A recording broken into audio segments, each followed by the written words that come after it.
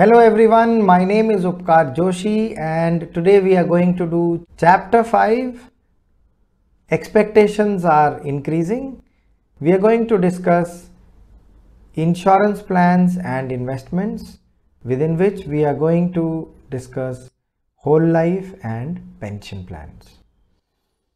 All the policies that we have discussed so far have a fixed term, which means they are issued for 50 years,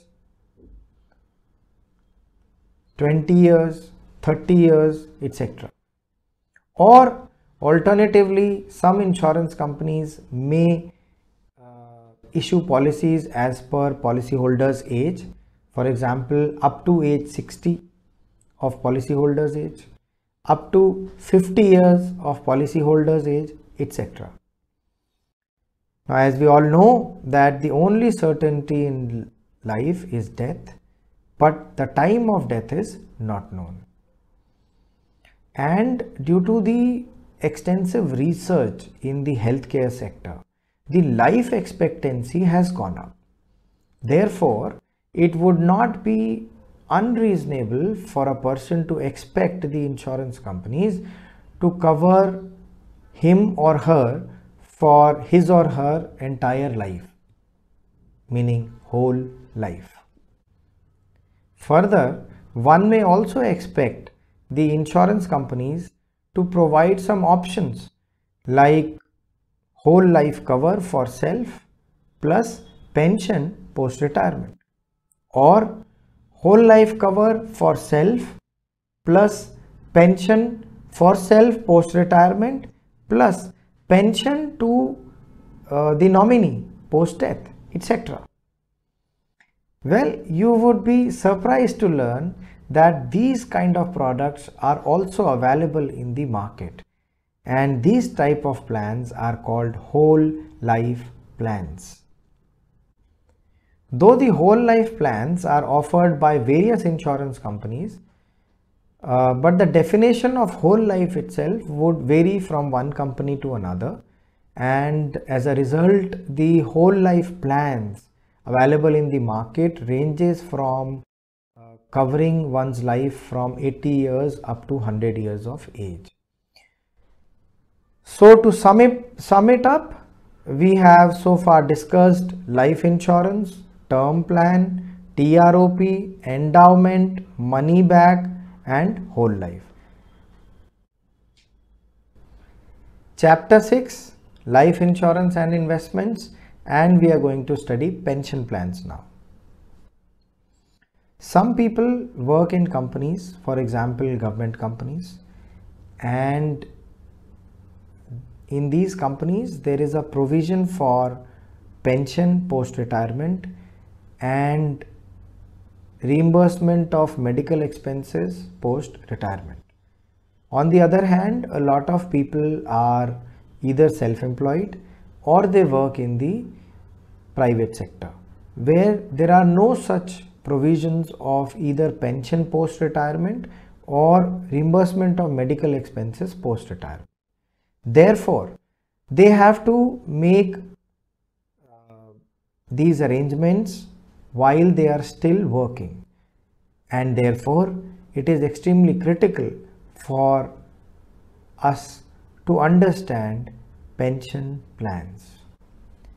Pension plans or retirement plans are basically of two types: immediate annuity plans or deferred annuity plans. So if someone has already retired and has received a lump sum from the employer as retirement proceeds, or this person has been saving while he or she was working and therefore has accumulated a corpus, both these kind of people can approach an insurance company and give this lump sum or a one-time payment to the insurance company and buy a plan. This plan would start giving them regular income from the subsequent month onwards. These type of plans are called immediate annuity plans. In these type of plans, generally there is a fixed rate of interest and the annuity payments are made basis that fixed rate of interest. Though there may be insurance company who would offer variable return options as well.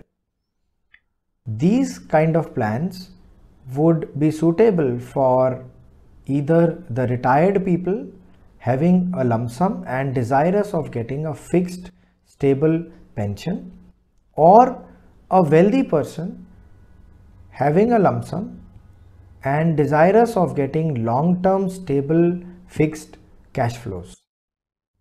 On the other hand, in a deferred annuity plan, the policyholder is supposed to make regular premium contributions for long periods, upon completion of which the policyholder begins to get a regular monthly amount. These type of plans would be suitable for young people who can make premium payments for longer periods of time and can accumulate a good pension corpus. Then when they start receiving pension, it would be a meaningful amount. In these type of plans, generally 1/3 of the amount is tax-free as per the current prevailing tax laws and can also be withdrawn. On the balance 2/3, the pension is given on a monthly basis. As regards taxation, as we all know, pension as per the current prevailing tax laws is treated as income and taxed according to the applicable tax slabs. Now that brings us to defining the types of pension plans. Like other insurance plans, even the pension plans can be of traditional type and ULIP type. Under both traditional type and ULIP type of insurance plans, there are various options and sub-options that vary from one insurance company to another. Some insurance companies offer options to convert a deferred annuity plan into a immediate annuity plan as well. And if we talk of sub options, then there is a range that starts from fixed payment for a fixed period of time and goes up to lifetime annuity options. Now, basis how much annuity amount you require, for what period you require, and whether it is an immediate annuity plan or a deferred annuity plan, the premium amount or a one-time down payment amount is calculated. I would like you all to note that in a deferred annuity plan, longer is the premium payment period, bigger is the retirement corpus, and consequently higher is the pension amount. On the other hand, in an immediate annuity plan, longer is the period of guaranteed or fixed return, lower is the pension amount. Alternatively, higher is the one-time contribution or down payment amount. Finally, to sum it up, we have discussed so far life insurance, term plan, TROP, endowment, money back, whole life and pension plans.